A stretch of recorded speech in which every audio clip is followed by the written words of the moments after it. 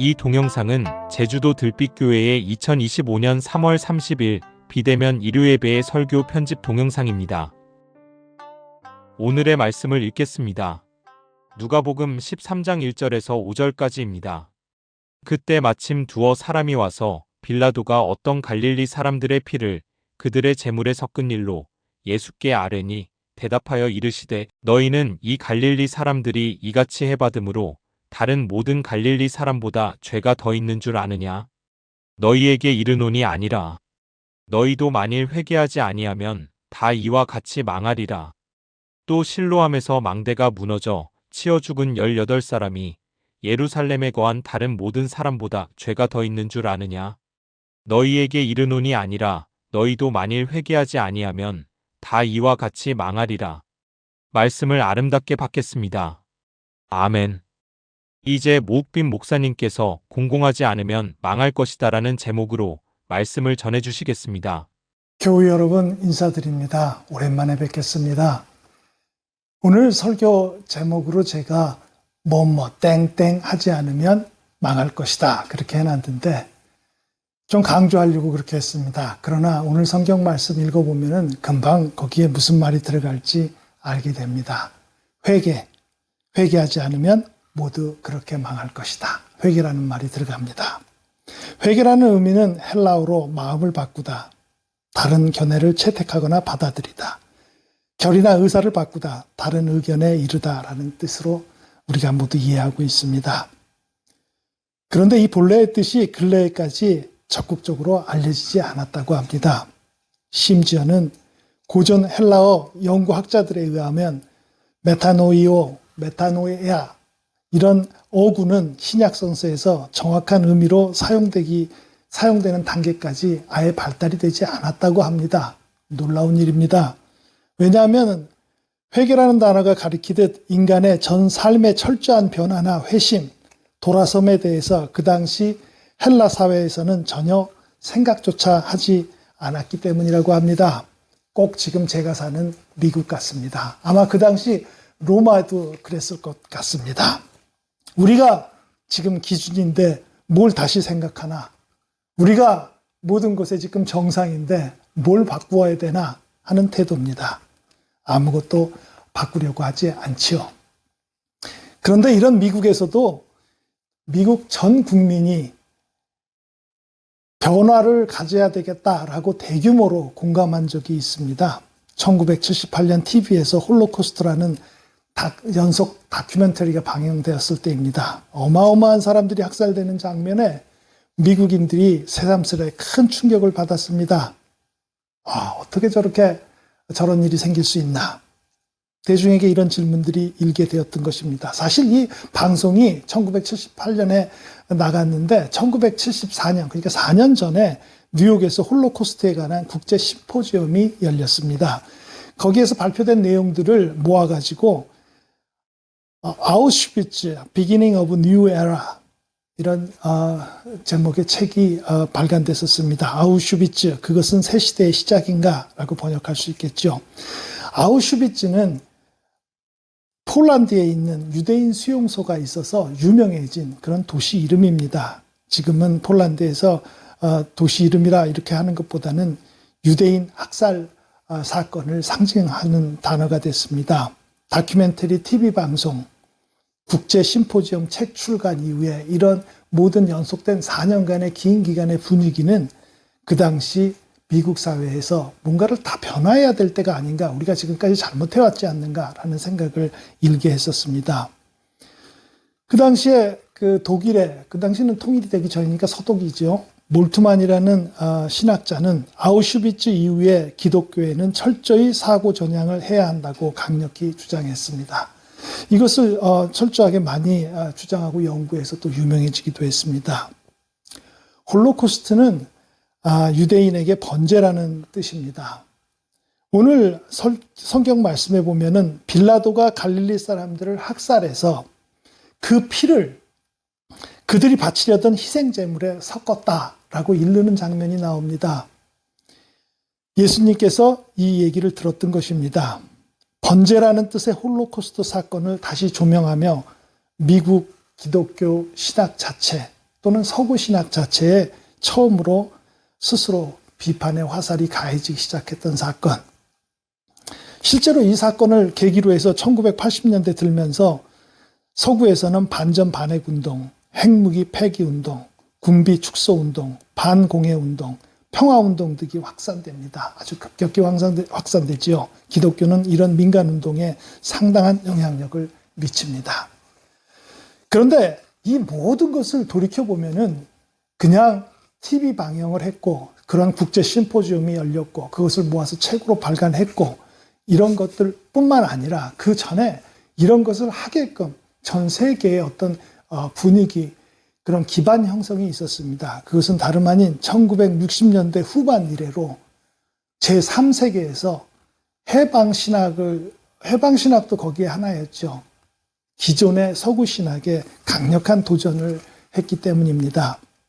해방신학은 서구신학을 지배자의 신학으로 자본주의 및 제국주의 착취 체계로 그렇게 아주 정면으로 공격을 했습니다. 그런 비판을 했습니다.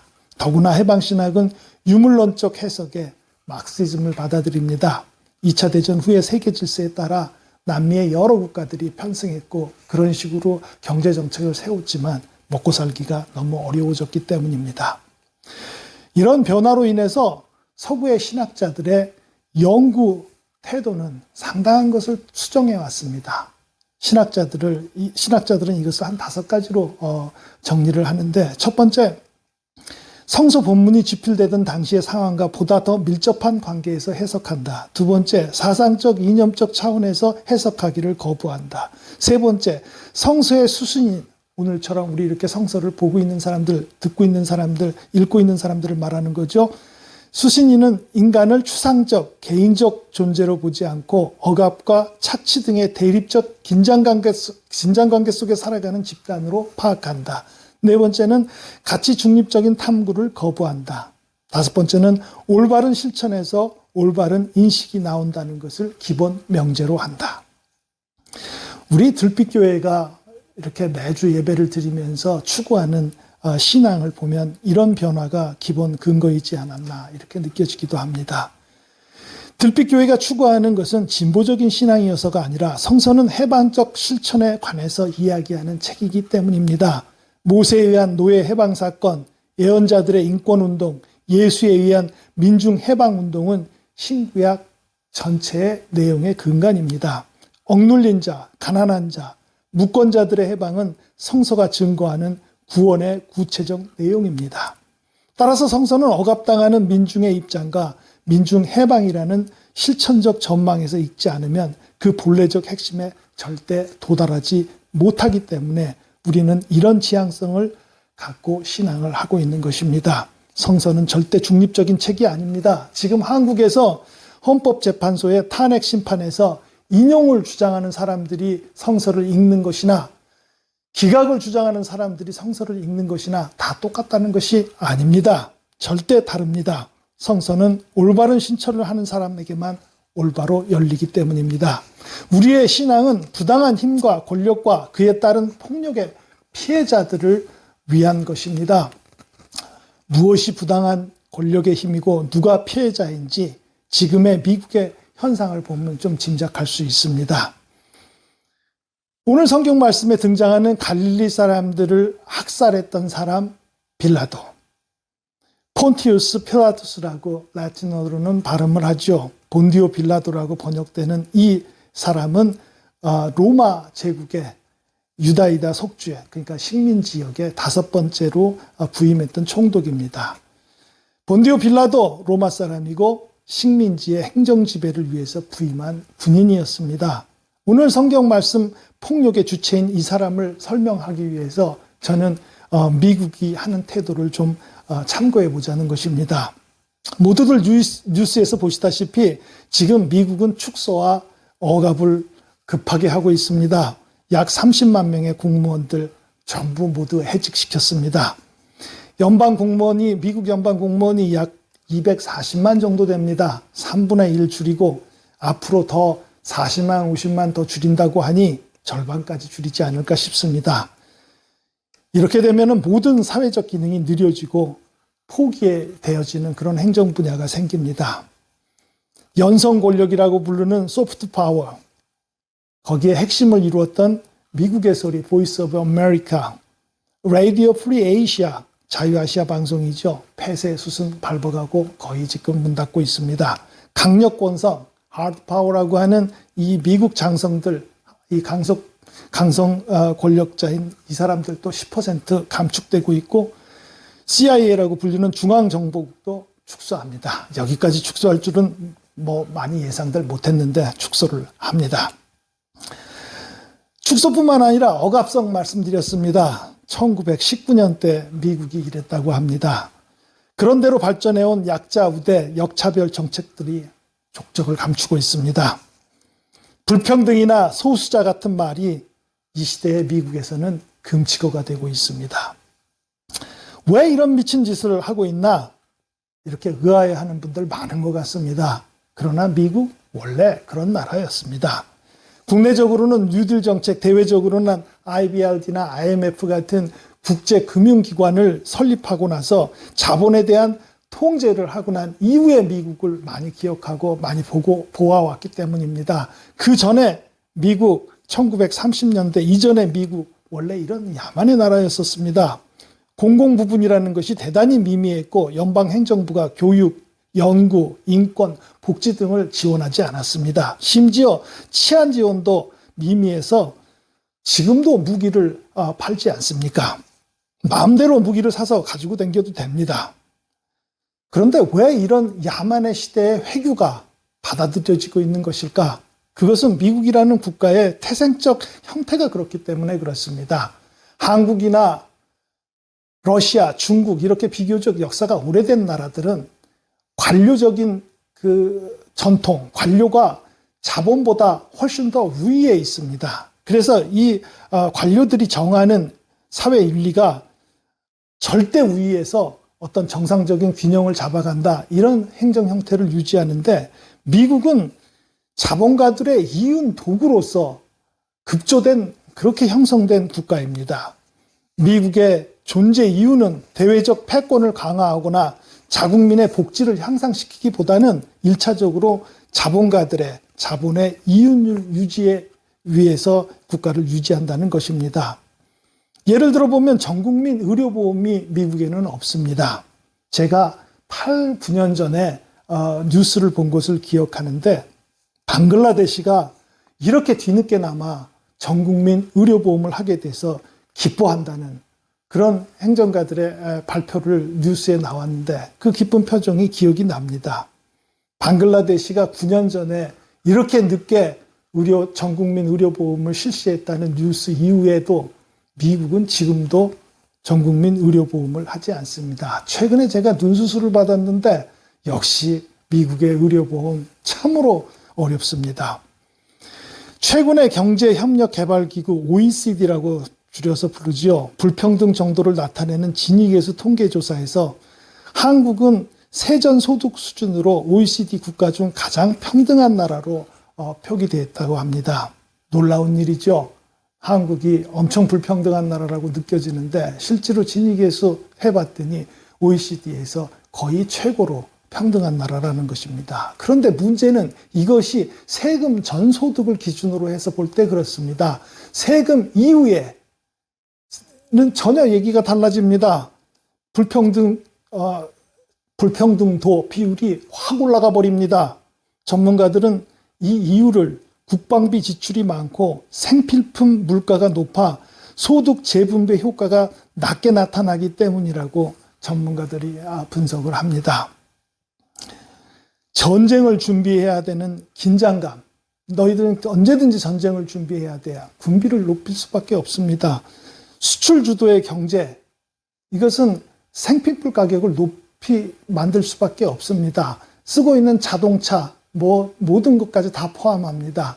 왜냐하면 이것을 팔 나라의 기준으로 생산을 하기 때문에 그렇습니다. 생산 기준이 우리의 생활 편리를 위해서가 아니라 팔아야지 되는 나라들, 미국이나 다른 나라들을 위해서 만들어지기 때문에 그렇습니다. 자동차 사이즈만 보십시오. 이제 제가 한국에 가봤더니 작은 차들도 많이 나와 있던데 그전에는 큰 차만 생산을 했습니다. 그것은 미국같이 큰 땅에 있는 데나 어울리지 작은 땅에서는 어울리는 게 아닙니다. 이렇듯 지나치게 가격을 많이 치러야 되거나 소비 형태를 더 많이 가해야지 되는 그런 생산할 수밖에 없다는 그런 형태의 얘기를 하는 것이죠. 왜 이 얘기를 하냐면, 왜 이러한 미국을 이렇게 오랫동안 추종해 봤고 그것이 이렇게 원래 평등했는데 불평등으로 바뀌어질 만큼 이렇게 불합리함을 느끼면서도 지금 미친 미국을 왜 더 계속해서 추종하냐는 것입니다. 기업가들은 얼마든지 더 투자를 하겠다는 태도로 이 문제를 해결하려고 합니다. 이제 국방비를 올릴 텐데 어떻게 하면 거기를 좀 깎아볼까? 이렇게 소극적으로 대처를 하는 생각을 합니다. 이런 한국의 또는 다른 나라들의 미국의 태도가 그러면 좀 미안해하느냐? 절대 그렇지 않습니다. 뉴스에서 보시다시피 그 무도함이 끝이 없습니다. 최근에 관세를 엄청나게 올리면서 이거 그렇게 많이 올린 거라고 스스로 생각하지 않습니다. 아까 말씀드렸던 1930년대 관세가 40%였었습니다. 40%까지 아무렇지도 않다고 생각합니다. 작년에 보고됐던 미란 리포트에 그렇게 나와 있습니다. 왜 관세를 올리는지, 어떻게 해갖고 하는지 미란 리포트에 따라서 지금 그대로 기계적으로 하고 있지 않습니까? 이렇게 관세를 높이면서 이 행정관료가 관세를 높이는 미국의 행정관료가 하는 인터뷰의 말이 이렇습니다. 일부 관세는 사전 협상이 진행 중이기 때문에 계속 부과되지 않을 수도 있다고 그렇게 말을 합니다. 조공을 얼마나 바치는지 보고 그에 맞춰 처분하겠다는 의미하고 뭐가 다릅니까? 이런 오만한 미국, 꼭 오늘 성경 말씀, 학살을 전하는 얘기와 저는 똑같이 들립니다. 두려워합니다. 예수님, 빌라도가 갈릴리 사람들을 학살해서 그 피를 그들이 희생제물로 바치려던 그 피와 섞는다고 합니다. 예수님은 그 두려움과 우리도 그 불똥이 뛸까봐, 우리도 그런 피해자가 될까봐 두려워하는 얘기, 그렇게 급하게 전하는 얘기에 이렇게 답변을 하십니다. 오늘 설교 제목처럼. 너희도 바뀌지 않으면 그렇게 당하고 망하리라. 추종하면 안 됩니다. 오늘 들빛교회의 신앙, 지금까지 20년 동안 지켜왔던 신앙, 더 강화해야 될 때가 되었습니다. 절대 흔들리지 말고 지금까지의 들빛교회의 신앙 지켜가시기를 간절한 마음으로 기원드립니다. 아멘. 모두가 불안해합니다. 그러나 우리는 침착하게 하옵소서. 우리가 추구해온 신앙에 벗어나지 않게 하옵소서. 우리에게 회개에 동참할 수 있는 역량과 힘을 주시옵소서. 이 모든 것을 위해 온 힘을 다하여 기도하게 하옵소서. 아멘.